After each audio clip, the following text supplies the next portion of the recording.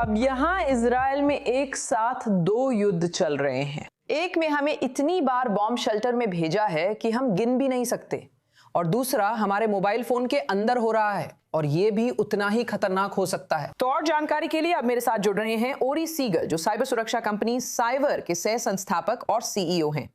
ओरी, आज हमारे साथ जुड़ने के लिए आपका बहुत धन्यवाद। तो क्या इस हालिया ईरान युद्ध में साइबर हमलों में बढ़ोतरी हुई है? हाँ, बिल्कुल। वास्तव में युद्ध की शुरुआत से ही हमने साइबर हमलों में 700% की बढ़ोतरी देखी है, खासकर आम नागरिकों पर। और साथ ही यहाँ इज़राइल में कई कंपनियों पर भी सिर्फ पिछले 3 या 4 हफ्तों में ही, और ये रोज़ाना हो रहा है। आप इसे हर अखबार में पढ़ सकते हैं, क्योंकि साइबर संस्थान इसे हर दिन जारी कर रहे हैं। हमने आम नागरिकों पर एक बड़ा हमला देखा। ये सुपरसाल, एग्ड और आइवरी जैसी बड़ी इजरायली कंपनियों के नाम से आता है, जहां आम नागरिकों को उनके एसएमएस संदेश में एक सर्वे मिलता है।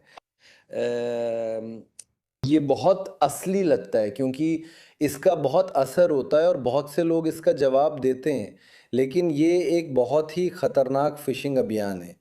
हमने युद्ध के दौरान ये भी देखा कि बहुत से नागरिकों को पिकुडा और रेफ ऐप अपडेट करने के लिए एसएमएस मिला, और अगर किसी ने ऐसा किया तो ये खासकर उनके फ़ोन में घुस जाएगा और फिर वे उनके लॉगिन विवरण चुरा सकते हैं। सिर्फ पैसे ही नहीं चुरा सकते, वे सच में सारे लॉगिन विवरण चुरा सकते हैं, और ये बहुत बहुत खतरनाक है। और क्या इन सभी हमलों के पीछे ईरान है, या यहाँ और भी कोई शामिल है? बहुत सारे हमलावर हैं, लेकिन कुछ ईरान से आते हैं, कुछ रूस से और कुछ उत्तर कोरिया से। लेकिन इससे बचने का एक तरीका है, खासकर आम लोगों के लिए, क्योंकि हमलावरों का मकसद सबसे पहले आपका पैसा चुराना है, दूसरा आपकी लॉगिन जानकारी चुराना है, और ये बहुत खतरनाक है। और तीसरा सबसे बड़ा लक्ष्य सरकार में घुसपैठ करना है, जैसे कि बीतुआ लूमी या आईआरएस या जो भी वहाँ हैं, और आम लोगों के बारे में बहुत सारी महत्वपूर्ण जानकारी चुराना है। तो यही उनका मकसद है।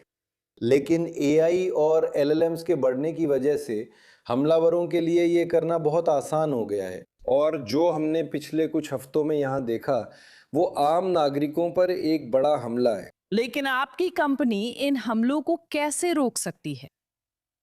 तो हमारी कंपनी मुख्य रूप से संगठनों के लिए B2B पर केंद्रित है, लेकिन हमारे पास एक फ्री वेबसाइट है जिसका नाम scanmysms.com है, या आप गूगल पे जाके मैसेजेस या कुछ भी सर्च कर सकते हैं।